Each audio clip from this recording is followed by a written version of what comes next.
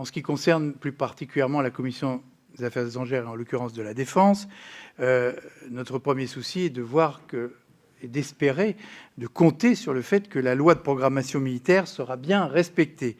Or, elle a été très claire à ce sujet, et je rappelle, mes collègues s'en souviennent, un amendement a prévu expressément que le SNU ne sera financé ni en budget, ni en personnel, ni en infrastructure par les crédits des armées. C'est la loi, c'est devenu la loi. Bon. D'après les estimations du Sénat, je rappelle que le coût du SNU, qui n'a pas toujours été chiffré, mais je suis sûr que vous exprimerez aussi sur ce sujet, ce coût est estimé entre 1,5 et 3 milliards d'euros par an. Donc vous voyez, il ne s'agit pas d'une petite somme.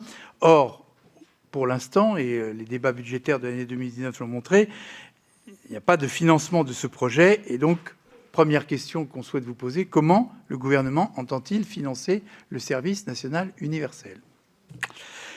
Une question se pose dès 2019, c'est la phase de préfiguration. Vous allez nous en parler, celle qui démarre en juin. Elle doit concerner 3000 jeunes dans 13 départements. C'est un coût quand même de 6 millions d'euros.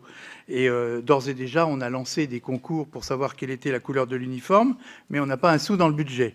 Donc comment comptez-vous financer cette dépense alors qu'aucune ligne budgétaire n'a été prévue, ni au budget des armées, ni sur d'autres budgets ?